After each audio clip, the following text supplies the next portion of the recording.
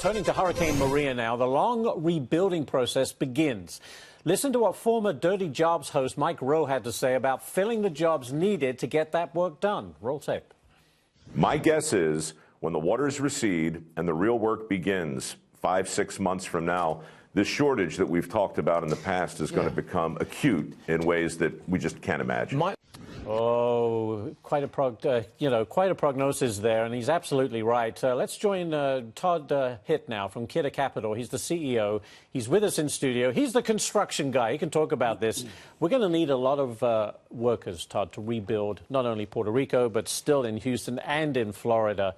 And from what I understand, there's a chronic shortage of labor in the construction industry. Is that right, and why? There really isn't. It's an acute problem, and it is something that, right now, the largest construction companies in this country are turning away hundreds of millions of dollars worth of work per company. Because they don't have the people to...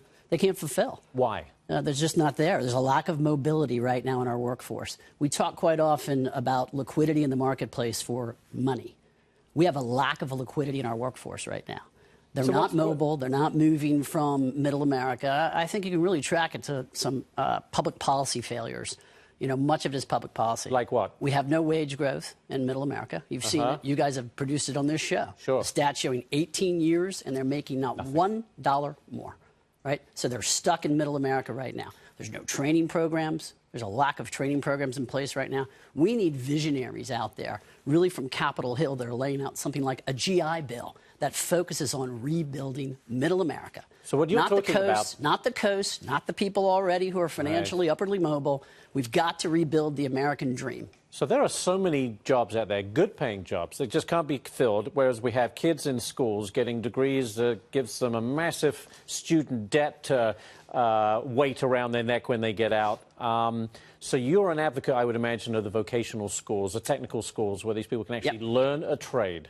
I am, and I really think it's K through 12, and then beyond that. That early. We need a program that it has to be K through 12. And we're actually got to rebuild for not just construction companies, the new economy that's coming, which, by the way, we're going to be leading the way in some of that. There's all types of technical advances coming in construction, as you can imagine. Sure. Automation, logistics. Replacing people. Digitizing the construction industry. There's going to be that. We need real job training to focus on the future economy that's coming. What kind of jobs are we talking about?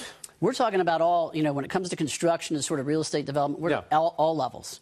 From entry-level jobs where you're actually hanging steel, right? And you're, handling information on site, all the way to managing a $450 million construction job. And that's a very skilled construction worker, right, who's been trained and has probably been not only in one of the top construction management schools, but also in a training program in a construction company for a year at least, just to get to these points. So if you look at somewhere at the midpoint, not at the bottom, not at the top management, what kind of salary can you earn having skills in the labor industry? Well, you're going to be, if you're at the middle range of it, you're going to be sort of 80 to 115. Good money. It's really good money.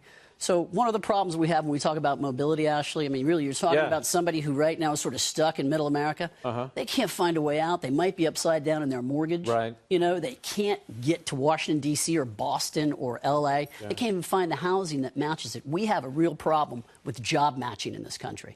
We need to find ways. If you're looking for a job right now, particularly construction, you're trying to match it yourself. Just the time it takes. No one there to help you. And then there's no one there to help you, or it's like a career builder or a monster.com. We need real job matching. Enter your data, enter your certifications, enter your salary requirements, everything that you can do, match up something. So frustrating. Technology can do this for us. Well, Technology hopefully someone is listening. Todd Hitt, thank you as always for being here. Appreciate it.